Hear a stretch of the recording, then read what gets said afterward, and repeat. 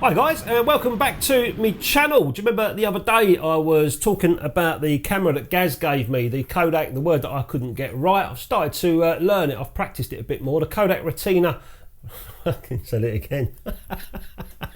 Hi guys, and welcome back to my channel. Do you remember the other day I banged out a video on the Kodak Retinette 1A camera, which you can see behind me on the edit screen now. I banged out a video on that. My mate Gaz dropped this camera over. He found it in a charity shop or an antique shop, one of the two, and he said, there you go mate, I've got a little gift for you. It's in mint condition, and it would have been awfully rude of me just to stick it on the shelf and not try and use it. Had a few problems, managed to get them fixed, and I shot about 6 or 7 frames of HP5 in the camera, testing it out, and then I cut the HP5 out and said I'll save that for another day. Well, that other day was yesterday.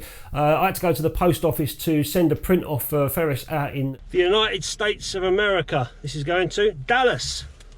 An eBay auction from the other day, remember the beach huts? So Ferris, if you're watching, that print's on its way to you. And just down the road from there was the beach, so I thought I'd take the camera down the beach and shoot a load of seagulls, not literally, but photograph a load of seagulls. Took some bread with me to try and entice them in. So that was my mind, that was my idea, and I thought if I can get a decent negative of these seagulls, you know, just one frame, I can go in a darkroom and see what I can do with it. I've got a few ideas in mind which I'll be getting onto in a little while in the darkroom and make some prints, and I'll show you what I'll be up to in now. But before I continue, I've got to say thanks a lot to the guys that support me on Patreon and also on the YouTube members area as well. There's a video over there running at the moment, so if you are a Patreon or a YouTube member, you'll see some behind the scenes and some extra darkroom work from this video. So I've got a camera banged over there at the moment to you guys.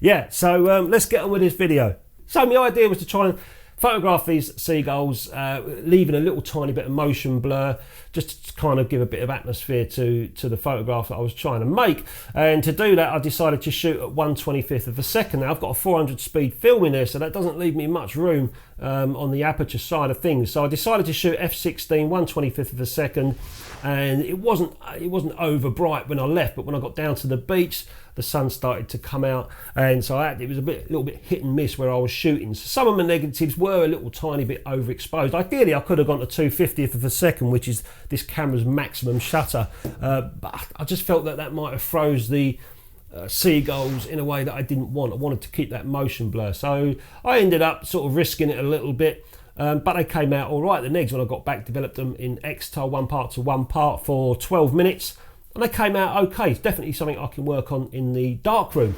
And the conditions were perfect down there. I'd already read the tide charts before I left, and the tide was high, and it wasn't too windy, but I knew the waves would be quite choppy, and when I got down there they were. So you know, once I'd finished taking photographs of the seagulls, or more so when I run out of bread, I could take photographs of all the tide and the waves crashing over, and for that you have to get a little tiny bit close. Luckily I didn't get wet, but and many comments I get about wearing welly boots. You know, that's ridiculous. You're going to get a wave come over, the water's going to go down the welly, you're just going to get wet feet. It's neither here nor there, is it really? I haven't worn welly boots. I think last time I wore welly boots, I had Spider-Man on them. I was holding my mum's hand. That was probably a couple of years ago now, but I don't have any welly boots. Anyway, I'm glad I went out yesterday, because today is completely pants out there. It's been raining and it's just horrible.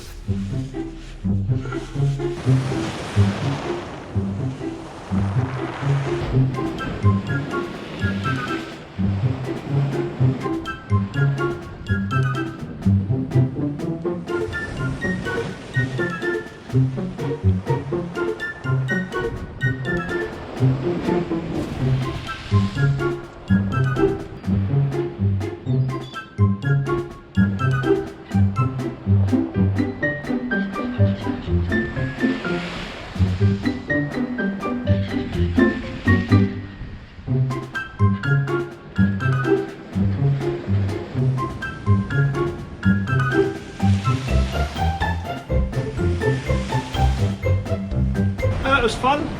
There was loads of them. Right, I've run out of food for them, so I'll see what else I can shoot for the rest of this roll.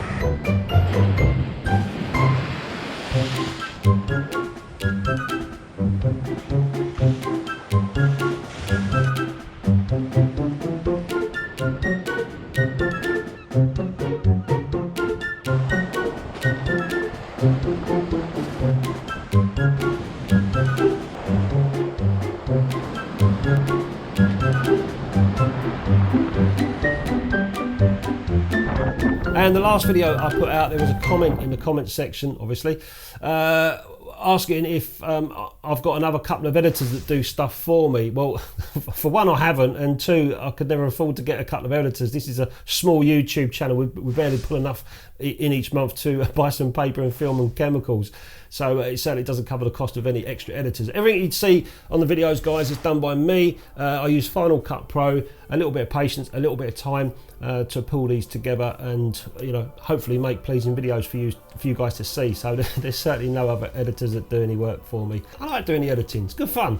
So if I scroll along my timeline, you can see here, this is I've already started cutting some of this video together, and this is the next day from when I shot these yesterday. And with these Seagulls, it's touch and go. You could see me. I'm just snapping away. But these were dumped into Lightroom, just contrast controlled a little tiny bit, just to give me a visualization of what I can do with them in the darkroom. And you're photographing Seagulls, it's touch and go. I had the zone focusing on, so my zone focusing said at f16 I was getting everything in focus between 5.5 feet to infinite, which is great because those Seagulls were probably about 10, maybe 15 feet away from me, maybe a little bit closer now and then. But yeah, just kept looking through, waiting for what I wanted to see through the viewfinder, and then clicking the shutter. So there was a little bit of composing going on, apart from a couple where I just winged it and snapped from the hip. But these are the images here that I've got. They've come out quite nice. I've got some motion blur, like I said, going on with the Seagulls. There's some nice cloud in the sky as well, which I hope to darken down in the darkroom. You'll see that in a little while. But there's a couple. That one there in particular is quite nice. There's a lot of birds in that shot. I quite like that one, so I might make a print of that. And there's a lone seagull there, you can see it. That one's not too great. That was where I winged it, that one there, where I just literally shot from low down. I think I've caught that on the video, taking that shot. And one thing I really can't stand about any of my particular photography anyway, seascapes, landscapes, is slanted horizons. I'm real fussy with that. So this really does annoy me. This horizon isn't straight, but in a sense it kind of shows the moment I took the photograph. You can pretty much see it was an erratic shot, so that wouldn't be so bad. But it's still, it's neither here nor there. But I like straight horizons, but it was from the hip, and it is what it is. So I've got quite a few to play with. That one's not so bad, you can see the sea, but I think I prefer the ones where there is no sea or nothing else apart from the seagull itself and the sky. But there's a few nice seagull shots. I'll have to decide which one I want to print. I certainly like that one I showed you there. I do like that one. It's got lots of seagulls in it. And that's a nice one there with the wave. That came out quite nice, sitting there waiting for that. Again, you can see the horizons are as straight as I could get them in the camera. Sometimes it's hit and miss, but the idea, just playing around with this camera, a bit of fun. You could take all the cameras you want in the world down there, anywhere you want to go, and you can be as creative as you like. But sometimes it's just fun to whack a roll of film inside a camera and just shoot the shit out of whatever you see and enjoy yourself. And I like doing that sort of photography now and again. And of course I get back in the woods and seascapes with other equipment and try and do some creative compositions and take my time. But that sort of photography gets you out, and it's quite enjoyable, All right, let's get on in the darkroom and see what we can come up with. So these are the negs that I've come back with after developing it in XTOL. They look a little bit overexposed on the top ones, but I can still work with these in the darkroom. Like I said, 400 speed film, 1/25 of a second, f16. So is what it is. But these will all look okay. That one looks fine. But they will look good. I can work with these. These are the seagull ones. That's the one there that I want to try and print mostly, and I might have a go at one of the others. So let's concentrate on the one that we want to try and make a print of, which is this one. Okay, so as you can tell, I've just chose my negative, the one I want to print. I'm going to put a 2.5 grade filter. I always start off with that, and the negative is now sitting inside the enlarger. So let's what size do I want to print? Make me size up. Let's go for what size is my paper? I'm going to be printing today, guys, on Kentmere's VC Select Lustre paper. Fine Lustre paper this is. I've been using the Ilford stuff quite a bit recently, and I've gone back to Kentmere. I like chopping and changing around, so I'm going to use some Kentmere on this one. No other reason than I just like playing around with different papers. So this is 9.5 by 12 inches. So let's make a 10 by 8 print. So I've just got a framing done, and there's no filter in there at the moment, but this is that negative, I would say overexposed negative, that I've got on the baseboard, and you can hardly see it. It's not going to be hard to work with, but it's going to be hard to see when I'm trying to do some jiggery pokery. So let's make some test strips first and see what we can come up with. 2-second intervals, 1, 2. It's going to take a lot longer than this. I reckon in about 30 seconds. 6, 8. Remember I said I want to try and darken that sky down and do some haloing. 10, 12. So there's a 12-second test strip in there. I haven't got much hope to see anything within 12 seconds, to be honest with you. So I'm going to let this go, guys, and then I'll show you up on the board, and I'm definitely going to be making another test strip. I know that much. I reckon about 30 seconds though. So these are my first 2 test strips. This one was at 2-second intervals, 2, 4, 6, 8, 10, 12. It didn't tickle it, and as I suspected, I just winged it and put another test strip in for 30 seconds. And now I'm starting to pop grain. That doesn't bother me. It's going to be a gritty, grainy image anyway. I shot HP5. That's what I get. The Seagulls are not too bad, but I need to try and get the sky a lot darker and then do some dodging on the Seagulls. So I need to really kind of find out how long it takes to get that sky to where I want it to be, and how long then it takes one of these Seagulls to be exposed. So there's going to be some split differences there, which I'm only going to be using the dodge tool for on the Seagulls. So they look alright at the moment at 30 seconds, the Seagulls. The white on the belly of this Seagull, the sun's caught that one. Well, this is going to be tricky. So I'm getting somewhere where I want to be, but I still want to take that down. I'm going to make 2 prints anyway, one at a normal kind of look, but I'm still going to go for that darker look that I envisioned. So I'm going to go for 2 minutes, another test strip at 2 minutes, and try and get that a bit darker, which means I can then start dodging these Seagulls, I would say, for about 45 seconds during the overall exposure when I find out what that is. But I reckon 45 seconds is good enough for these Seagulls. Maybe 1 minute, I don't know. Let's do another test strip. So here's my other test strip. That was 2 minutes. So we've got normal test strip, then I did half a minute, 1 minute, 2 minutes. 2 minutes is pretty much going where I envisioned it to be, but then I've got to start burning all these Seagulls. I'm going to give it a go anyway. I don't think I'm going to get to what my visuals were in my head. I don't think I'm going to get there on this negative. This one actually don't look that bad, so I'm going to try a print with this anyway, and then I'm going to give it a little tiny go at doing the dodging that I said here. This one's a bit just too flat. I'd rather go much darker, such as this one. Let's give it a go. In goes the paper. So let's dodge these for 1 Seagull. 1, 2, 3, 4, 5. 1, 2, 3, 4, 5, and I'm bouncing my dodge tool up and down a little bit, so it's not going to create a real obvious halo there. But I'm just going to do this around the Seagulls, see what happens. I don't know, sometimes things can come out nice when you least expect it. In this case, I think it's going to come out not so nice. Crap, really? I thought I'd give it a go and see how it looks, but it's going to take me ages and wasting loads of paper on, a negative that's not really passionate to me. But it ain't too bad. It's come out all right, I suppose. I mean, if you saw it in a book with some famous photographer, you'd probably think, what the hell's going on with his head? But it's a piece of never mind. Let's get on with making a normal print. The first one we said 30 seconds, so let's try that one.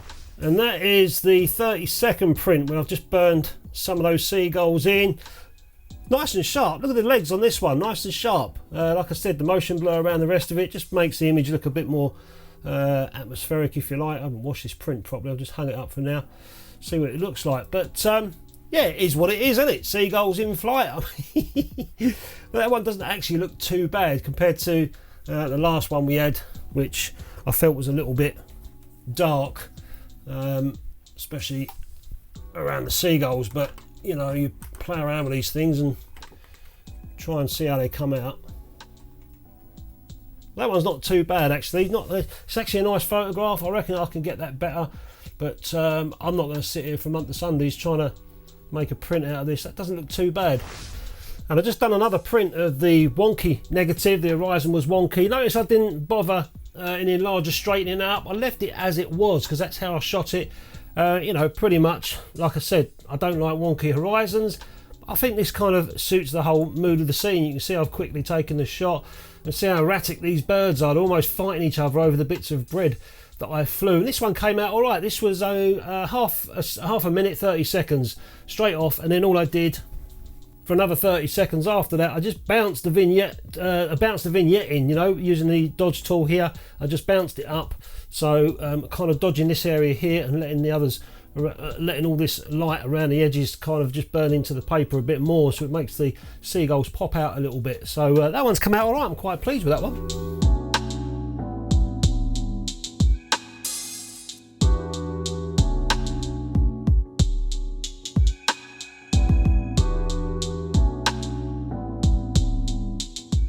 And that's that one there, the beach hut. Little tiny bit of vignetting going on here. I could have done a bit more over this side. That was where the sun was coming from.